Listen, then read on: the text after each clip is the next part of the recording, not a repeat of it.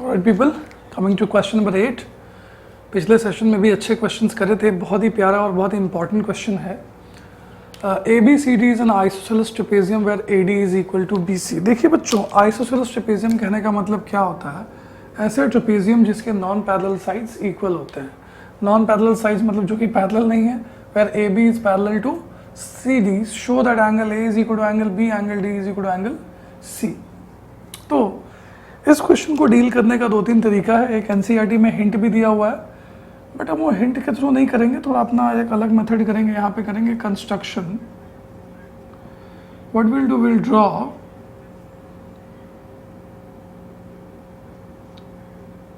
AE and BF perpendicular to BC। यहाँ से एक परपेंडिकुलर ड्रॉ कर दो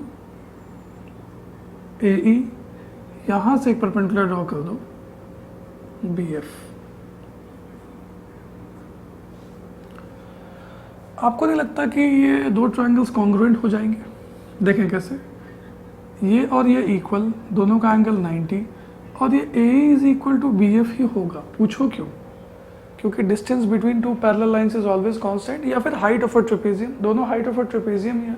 अब एक ट्रेपेजियम के दो हाइट थोड़ी ना होंगे। तो यहाँ पे सॉल्यूशन अपन यहाँ पे करें तो देखेंगे in triangle ADE and BFC, you can say angle E is equal to angle F, both are 90 degree. ठीक है, इसके बाद क्या, AD is equal to BC given, और क्या भैया, AE is equal to BF height of trapezium. अब लिख देंगे खुद से। So right angle, hypotenuse and one side, है ना। Therefore by RHS triangle ADE congruent to triangle BCF। तो CPCT से एंगल D और एंगल C क्या हो जाएंगे? Equal.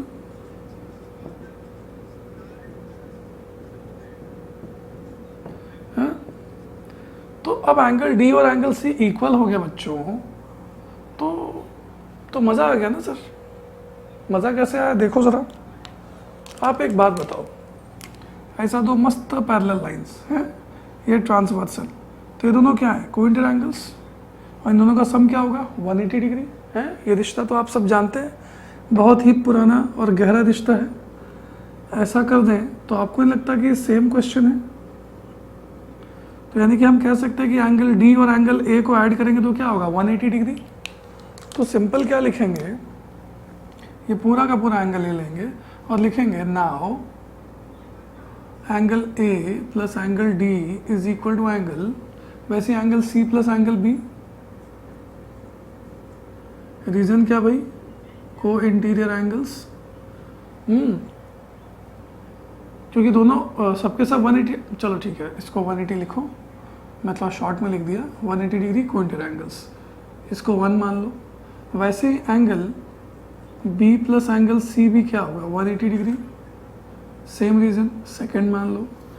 Sir ji, love is God, love is blind, so God is blind. From 1 and 2 है ना, 2 things equal to same thing और equal to each other. बहुत बार किया है हमने ये बात। तो हम कह सकते हैं कि angle A plus angle D is equal to angle B plus angle C। Angle D और C इक्वल प्रूव हुआ, बजाया इनको, angle A is equal to angle B भी प्रूव हो गया। तो पहले दो खेल तो खत्म हो गए भाई। इसके बाद ABC और BAD को अपने को कॉन्ग्रुएंट प्रूव करना है ना। देखो, जहां तक बात इसके थर्ड पार्ट की है, तो ये तो आपने पहले भी ये सम करा है। पहले हमने कब सम ये करा है ना? ट्रायंगल्स के फर्स्ट एक्सरसाइज का सेकंड क्वेश्चन है, आई गेस। ये याद करो वो जमाना जब कुछ सम ऐसा हुआ करता था।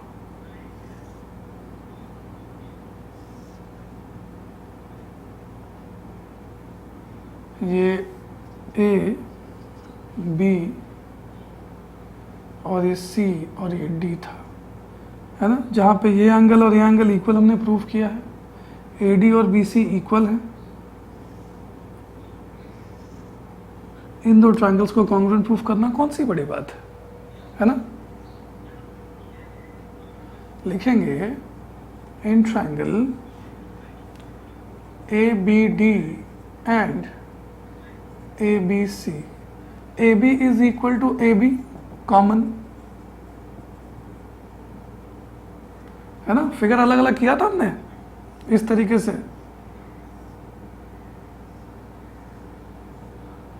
ABD ABC, AD is equal to BC, AB common, और ये एंगल हमने अभी इक्वल प्रूफ किया है कि नहीं। तो ऐसे ऐसे बोथ द ट्रायंगल्स कॉन्ग्रुएंट हो जाते हैं। CPCT से BD is equal to AC होता था वो वाले क्वेश्चन में, है ना। तो angle DAB is equal to angle ABC, we have proved above. और क्या भाई सर, AD is equal to BC, ये तो गिवन है। हाँ, इसके बाद बहुत ही खुशी के साथ therefore triangle ABC congruent to triangle BAD SAS। उम्मीद करता हूँ बात आपको समझ में आई होगी, है ना। तो स्माइल के साथ नोट करें क्वेश्चन, ठीक है, क्लियर है, नोट करें, वेरी इंपॉर्टेंट क्वेश्चन। तो बच्चों आते हैं बहुत ही इंपॉर्टेंट क्वेश्चन पे। इंपॉर्टेंट क्वेश्चन नहीं है, ये थ्योरम है, sorry, mid point theorem. According to the midpoint theorem, the line joining the midpoints of any two sides of a triangle is parallel to the third side and is equal to half of it, है ना।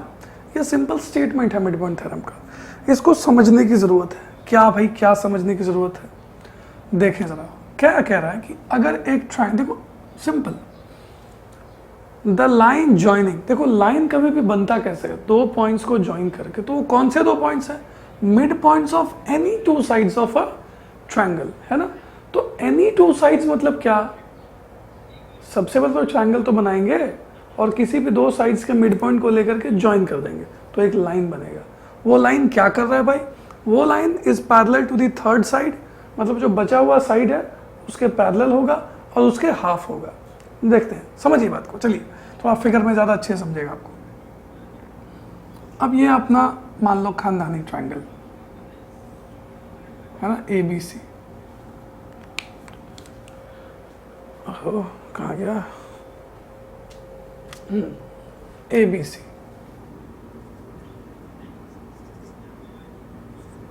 क्या कह रहे हैं कि एक line बनाना है, line joining mid points of any two sides, बराबर। एनी टू साइड्स मतलब क्या, AB का मिड पॉइंट ले लो और AC का, AB का मिड पॉइंट मान लो E हो गया और इसका मिड पॉइंट मान लो, या मान लो इसका मिड पॉइंट AB का मिड पॉइंट D हो गया और इसका मिड पॉइंट E हो गया, ठीक है। अब इन दोनों मिड पॉइंट्स को ज्वाइन करो, एक लाइन सेगमेंट बनता है। तो ये जो लाइन D है ना, ये दो साइड्स का मिड पॉइंट तो ले लिया ना, है ना, दो साइड्स का मिड पॉइंट ले लिया। और ये जो लाइन जो DE बना मिड पॉइंट्स को ज्वाइन करके, DE BC के पैरेलल होगा और DE का जो लेंथ होगा वो BC के लेंथ के हाफ होगा। अगर मान लो BC 6 है तो DE 3 हो जाएगा और DE BC के पैरेलल। कब, जब ये AD और DB इक्वल हो, AE और EC मिड पॉइंट होने का मतलब यही होता है। क्या कहना बच्चों की, if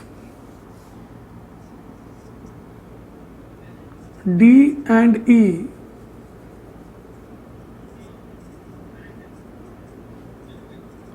are midpoints of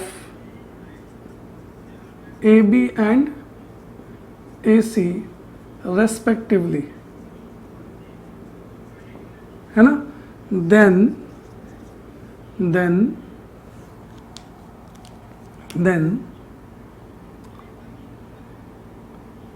DE is parallel to BC and DE is equal to half BC, ठीक है। ये बात होता है मिड पॉइंट थ्योरम। उम्मीद करता हूँ ये बात आपको समझ में आ गई होगी, है ना। कंसेप्ट एकदम दिमाग में सेट होगा कि डी और ई मिड पॉइंट्स हैं, ए बी और ए सी के, तो डी ई बी सी के पैरेलल होगा, डी ई बी सी के हाफ होगा। इसको कहते हैं मिड पॉइंट थ्योरम। इसका प्रूफ भी है जो भी हम करते हैं, है ना, करें। तो बच्चों देखते हैं इसका प्रूफ, है ना, इस थ्योरम का प्रूफ। तो सर इफ का मतलब पता है क्या होता है ज्योमेट्री में? इफ का मतलब होता है गिवन, और देन का मतलब होता है टू प्रूफ। तो गिवन ये है, टू प्रूफ ये है। तो सर अब क्या, अब एक कुछ नहीं भाई, कि छोटा मोटा कंस्ट्रक्शन करते हैं।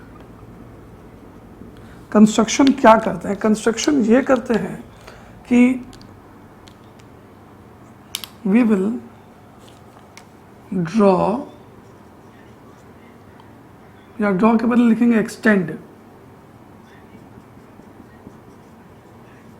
Extend DE to F such that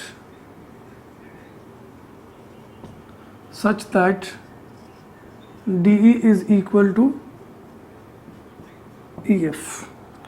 हम DE को एक्सटेंड करेंगे, है ना, सच दैट DE और EF इक्वल हो जाए, है ना। और उसके बाद क्या, एंड जॉइन CF। तो ये F यहाँ पे आया और CF को ज्वाइन कर दिया हम लोगों ने।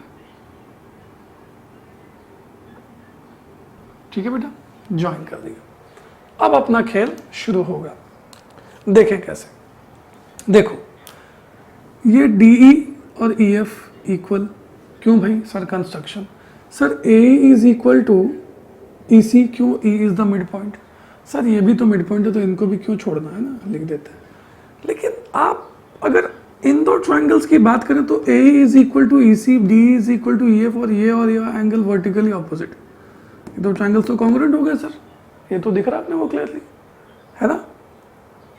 तो अपना सॉल्यूशन कुछ यहीं से ले लेते हैं और क्या लिखते हैं, इन ट्रायंगल AE या AED एंड CEF हमको पता है कि AE is equal to EF, sorry A is equal to EC। क्यों भाई?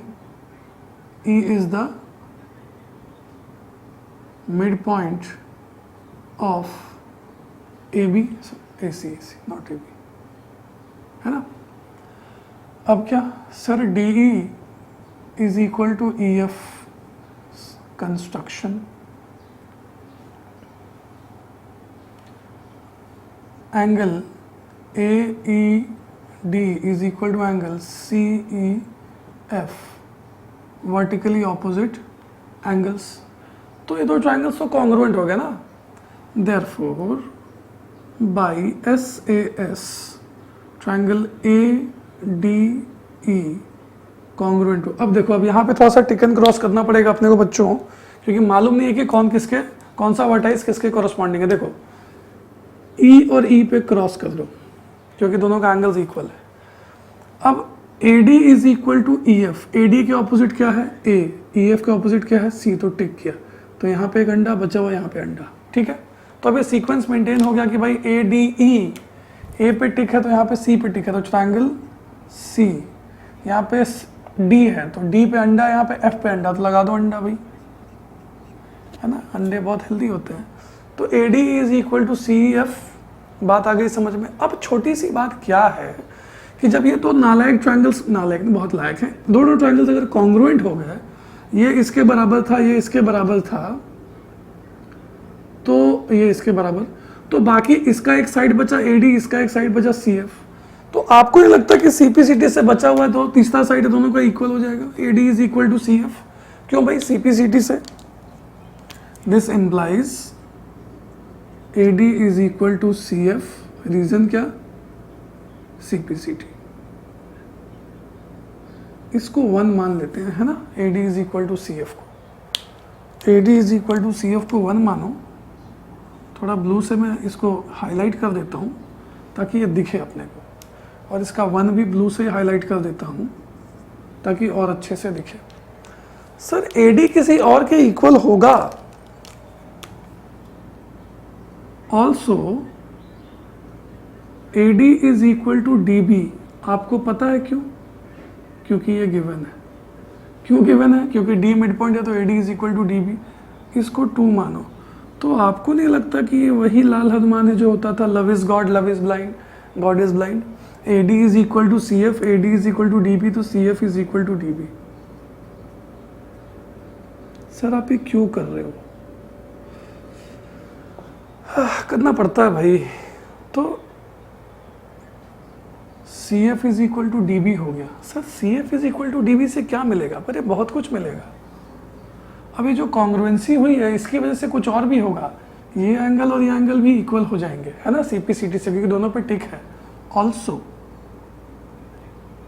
Angle A is equal to angle ECF, ये भी CP/CT,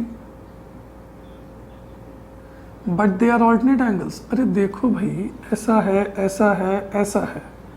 अगर ये और ये एंगल क्या है? ऑल्टरनेट एंगल्स है ना। आपको नहीं लगता कि ये सेम प्रश्न है? हाँ, तो एंगल ये और ये इक्वल, मतलब ये दोनों लाइंस पैरेलल हो गए ना भाई।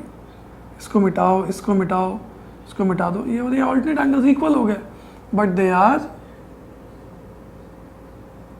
Alternate angles.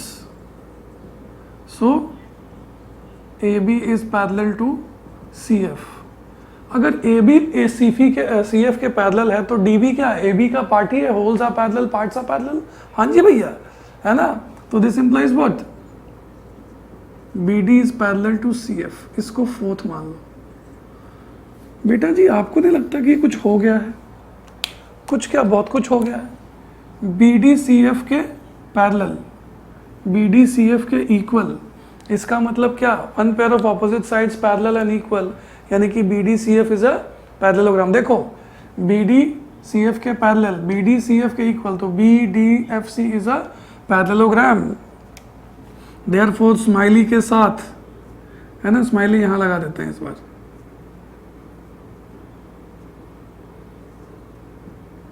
है ना। स्माइली के साथ क्या? नहीं, स्माइली नहीं बना, अच्छा नहीं, चलो ऐसे, चलो ठीक है। Therefore, what you can say? From 3 and 4, BDFC is a parallelogram। अब BDFC पैरेललोग्राम हो गया, इस बात से क्या होता है सर? इस बात से बहुत कुछ होता है। जब ये पैरेललोग्राम हो गया तो इसका मतलब क्या हुआ? ये और ये तो पैरेलल थे, अब BC और DF भी पैरेलल हो जाएंगे। Therefore BC is parallel to DF। क्यों? Opposite sides of a parallelogram। और सर जब BC और DF पैरेलल हो गए तो BC और DF के पैरेलल होने का मतलब क्या है? कि सर BC अगर DF के पैरेलल है तो DE भी BC के पैरेलल ही होगा, क्योंकि DE DF का पार्ट है। Therefore DE is parallel to BC, है ना। तो ये हमारी पहली बात स्माइली के साथ खत्म हो गई, है ना। DE BC के पैरेलल हो गया। कुछ और भी होगा। क्या होगा सर? जब DE BC के BC DF के पैरेलल है तो सर DF तो BC के इक्वल भी होगा। हाँ, क्यों? Same reason, opposite sides of parallelogram. और sir since E is the mid point, अरे एक्सटेंड करके मिड पॉइंट बना दिया ना हमने, तो DE is equal to EF। तो DF को हम क्या लिख सकते हैं? DE plus EF is equal to BC। और अपने को पता है कि since DE is equal to EF, तो अपन इसको 2 टाइम्स, ये अरे DE और EF इक्वल हैं तो यहाँ भी वापस DE लिख सकते हैं। तो 2 times DE is equal to BC। तो sir ji DE is equal to 2 नीचे लाओगे तो क्या होगा? 1/2 BC।